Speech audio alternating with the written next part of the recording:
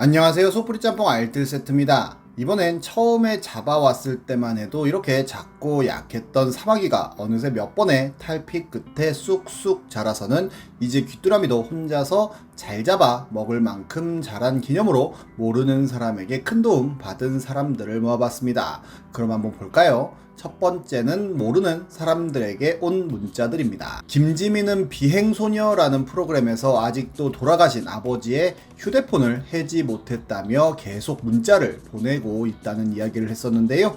2013년엔 사랑하는 엄마에게 엄마 사랑해 라며 계속 이모티콘과 카톡을 보내지만 일이 없어지지 않는 짤과 함께 작년에 돌아가신 엄마께 사랑해 라고 해보았다며 답장 좀 오면 좋겠다고 한 글이 많은 뉴스를 타기도 했었습니다.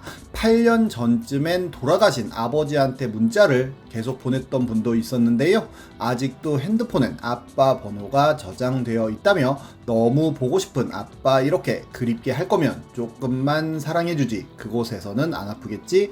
보고 싶어 그리워. 난 아빠가 너무 그리운데 나 좀 한 번만 아빠 얼굴 보게 꿈에라도 나와줄래? 내 아빠로 살아줘서 고마워 등등 가슴 절절한 편지를 문자로 보냈었는데 어느 날 아빠는 항상 우리 딸 곁에 있으니까 힘들어하지 말고 항상 씩씩하게 지내렴. 아빠 딸로 태어나 밝게 자라줘서 고맙고 사랑한다는 답장이었고 딸은 개통되신 줄 몰랐다며 결례를 범했다는 사과를 했었습니다. 세월호 사고 때 희생된 아들에게도 카톡을 보내던 아버지가 있었는데요. 할머니 아시면 뭐라고 하니? 너 없는 세상 뭐라고 말해야 돼요. 답 좀 해다오 아가. 점심 잘 먹고 친구들과 잘 지내고 다음에 이야기하자고 하고 저녁 시간에 하늘의 별이 된 내 사랑 저녁 먹었니? 라고 카톡을 보내자 네 전 잘 지내고 있어요. 아빠도 행복하게 잘 지내고 계세요. 그리고 전 정말 괜찮으니까 천천히 건강하게 오래오래 지내다가 오세요. 사랑해요. 라는 답장이 왔었는데 아버지가 놀란 후 사태를 파악하고는 뒷번호인 0524는 아들 생일이라며 고맙다면서 이 번호 오래 써주세요 라고 하자 상대편도 0524가 본인에게 특별한 날이라며 불편하거나 그렇지 않으니 아이 생각 나실 때마다 이 번호로 카톡을 달라고 합니다. 그리고 아버님이 그 번호 주인에게 감사하다고 이야기를 하며 마무리가 되는데요.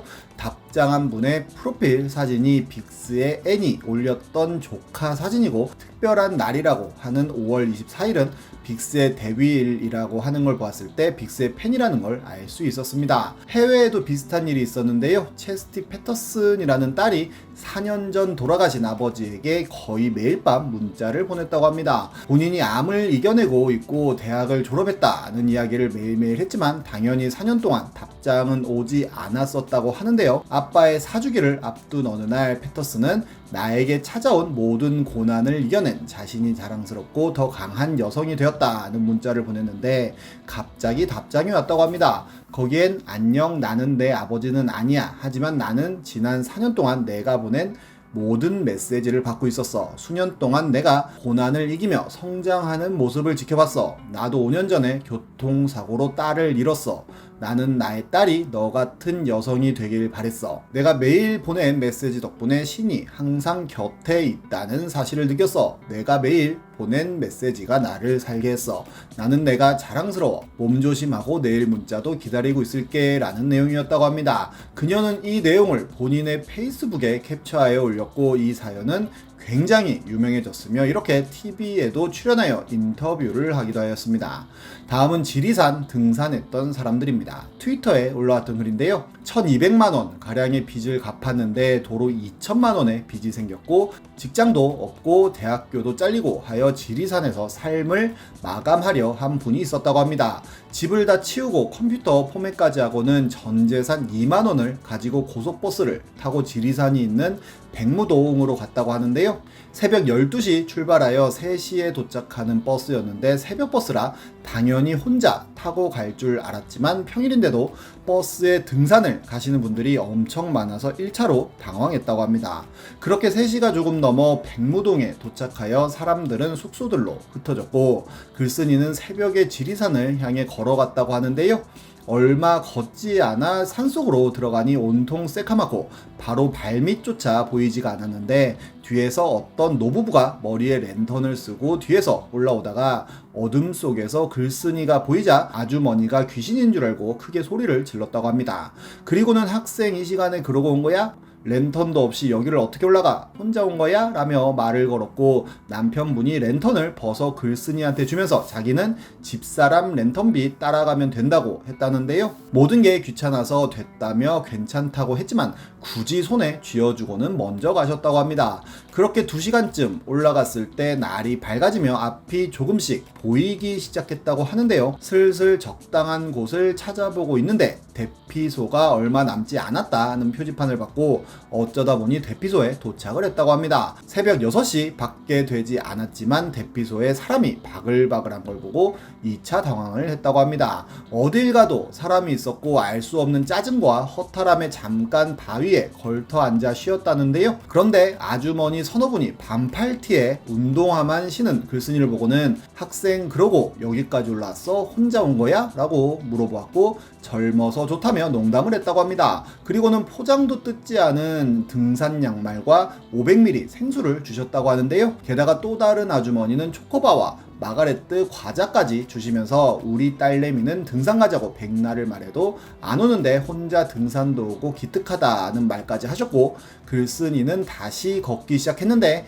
사람들을 마주칠 때마다 안녕하세요, 안전산행하세요 같은 인사를 웃으며 건넸고 결국 정상까지 올라가 버렸다고 합니다. 천왕봉 위에서 죽고 싶지 않다는 생각이 들었고 그렇게 아래 펼쳐진 산의 능선들과 구름을 하염없이 바라보았다고 하는데요. 무리지어 등산 오신 아저씨와 아주머니들이 사진 좀 찍어달라는 부탁을 해서 사진을 찍어줬는데 한 아주머니가 학생도 내가 찍어줄게 라며 핸드폰을 달라고 하였고 끝끝내 거절을 해서 사진은 찍지 않았지만 아주머니와 아저씨 무리가 돌아간 후 정상에서 몇 시간을 홀로 앉아있다가 휴대폰을 전원을 켜고 지리산의 풍경을 찍고는 죽기로 한 마음을 모두 접어버렸다고 합니다. 그때 찍었던 사진이라고 하네요. 이제 배가 고파졌고 아주머니가 주신 등산 양말을 신고 산에서 내려왔다는데요. 터미널로 향하는 버스 정류장에 와보니 돈이 없어서 집으로 돌아갈 수 없었다고 합니다. 그렇게 1시간을 또 앉아있는데 한 아저씨가 어디까지 가냐며 태워줄 테니 타라고 하셨고 글쓴이가 서울에 가야 되는데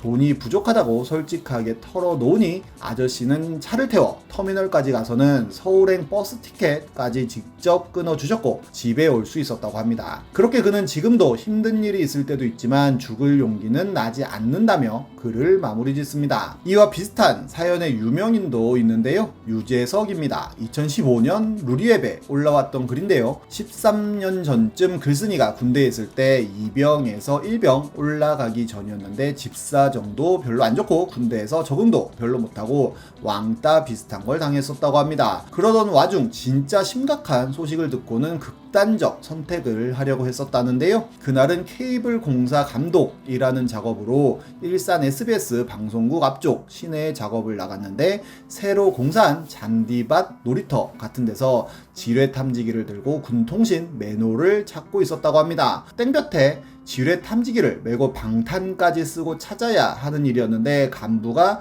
갑자기 일이 생겼다며 잠시 자리를 비웠고 마침 잘 됐다 싶어 슈퍼에서 콜라 한 잔 사 먹으려고 보니 지갑을 안 들고 나왔다고 합니다. 호주머니에 50원 밖에 없는 거 보고는 콜라 한 잔도 못 먹고 죽겠네 같은 생각을 하며 계속 작업을 했다는데요. 근데 인기척에 뒤를 보니 유재석 씨가 뒤에서 글쓴이를 보고 있었다고 합니다. 한창 플라잉 체어 타고 뒤로 날아가고 물 맞고 하는 그런 프로그램 할 때였다고 하는데 유재석 씨를 보고 신기해서 인사를 드렸더니 놀이터에서 지뢰 탐지기? 그거 지뢰 탐지기 맞죠? 그걸로 뭐 찾는 거예요? 라고 물어봤고 말씀드리면 안 된다고 했더니 아 그렇겠구나 죄송합니다 하고는 가던 길을 갔다고 합니다. 그리고 얼마 있지 않아 누가 등을 치길래 뒤돌아보니 유재석 씨가 이온 음료 2캔과 아이스크림을 가지고 와서는 드시고 하시라고 주고 갔다는데요. 충성하면서 장난스러운 웃음을 짓고 갔는데 그늘에 앉아서 음료를 먹고 수박바를 먹을 때 눈물이 그렇게 났고 한참을 울다가 복귀를 했다고 합니다. 그런데 그 뒤로 자신도 놀랄 만큼 본인이 바뀌었다는데요. 저녁 때까지 후임과 선임과 동기들과 잘 어울렸고 지금도 연락하고 지낸다고 합니다. 인생의 유일한 터닝 포인트를 꼽으라면 그 더운 날 유재석 씨에게 받은 배려가 떠오른다고 하는데요. 안면도 없는 사람에게 아무것도 바라지 않는 정과 호의를 풀 수 있는 사람이 유재석 씨였다는 게 참 기분이 좋았다고 합니다. 정말 작은 호의 하나가 이를 받는 사람에겐 인생의 터닝 포인트가 될 수 있을 정도로 큰일이 될 수도 있는 것 같네요. 지금까지 속풀이 짬뽕 알뜰 세트였습니다.